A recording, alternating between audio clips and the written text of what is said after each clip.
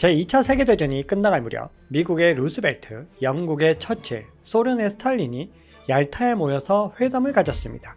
이 얄타 회담이 끝나고 미국의 루스벨트 대통령이 가장 먼저 찾아간 나라가 어디였을까요? 바로 사우디아라비아였습니다. 제2차 세계대전에서 독일이 패배한 결정적인 이유는 석유 부족 때문이었습니다. 아무리 뛰어난 전차와 비행기, 잠수함이 있더라도 이걸 움직일 연료가 없으면 아무런 소용이 없겠죠. 미국은 이 사실을 일찌감치 깨닫고 있었습니다. 그래서 전후에 자신들의 패권을 유지하기 위해서는 안정적으로 석유를 공급해줄 이 공급차가 필요하다는 것을 알았죠. 사우디아라비아 역시 자신들의 왕조를 유지할 힘을 제공해줄 강력한 나라가 필요했습니다. 자, 미국과 사우디아라비아 이 두 나라는 서로의 이해관계가 완벽하게 맞아떨어졌습니다. 사우디아라비아는 원유를 달러로만 거래할 수 있도록 협정을 맺어줍니다. 바로 그 유명한 페트로 달러라는 것이죠. 덕분에 미국 달러는 오랫동안 기축통화의 지위를 지킬 수 있었습니다.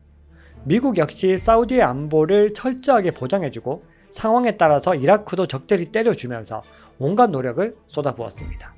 그런데 2014년 오바마 대통령 재임 기간에 두 나라 사이에 미묘한 균열이 발생하는 사건이 일어납니다. 바로 미국에서 엄청난 양의 셰일 오일이 생산되기 시작했죠. 셰일 오일은 미국 내 내수 시장을 빠르게 석권해버립니다. 미국은 더 이상 중동산 석유가 필요하지 않은 나라가 되었죠.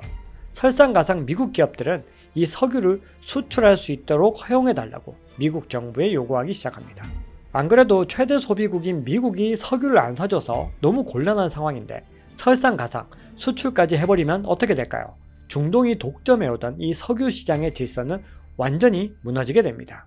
결국 국제유가는 2014년 당시만 해도 100달러대를 유지하고 있었는데 2016년에는 그 절반도 안 되는 30달러로 주저앉아 버립니다. 그만큼 미국이 엄청난 양의 셰일가스를 생산하기 시작한 것이죠. 오펙 회원국들은 원유를 파격적으로 감산하기로 결정을 내립니다. 그런데 이 선택은 미국에게 오히려 에너지 주도권을 내어주는 결과가 되고 말았습니다. 셰일 오일의 영향력만 더욱더 늘어난 것이죠. 중동의 석유가 필요 없게 된 미국은 자연스럽게 중동 지역에서 발을 빼기 시작합니다. 미국의 입장에서는 더 이상 중동에 천문학적인 안보 비용을 투자할 필요가 없다고 판단한 것이죠. 그런데 해결하지 못한 중요한 문제가 하나 남아 있었습니다. 바로 이란입니다. 당시 이란은 핵을 둘러싸고 서방과 큰 갈등을 일으키고 있었습니다. 2015년 미국, 영국, 프랑스, 독일, 중국, 러시아 6개 나라와 이란이 오스트리아 빈에서 만나서 핵개발 프로그램을 제안하기로 결정합니다. 대신에 이란에 가해졌던 여러 경제적인 제재 조치를 단계적으로 해제하기로 하죠. 이게 바로 이란 핵 합의입니다. 미국은 사우디아라비아와 이란의 양강 구도를 만들면 중동이 안정될 것이라고 판단한 것이죠. 하지만 사우디아라비아 입장에서는 전혀 남는 게 없는 장사였죠.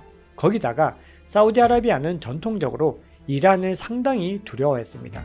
결국 사우디아라비아는 미국에 불만을 품을 수밖에 없었죠. 2016년 오바마 대통령이 사우디를 방문했을 때 국왕이 마중을 나오지 않습니다. 두 나라의 균열이 전 세계에 공개적으로 드러난 것이죠. 그런데 트럼프 대통령은 중동 문제에서 더욱 단호하게 나옵니다. 시리아에서 철군했고 쿠르드족에 대한 튀르키예의 공격을 눈감아줘 버리죠. 바이든 대통령은 여기서 한 발 더 나아갑니다.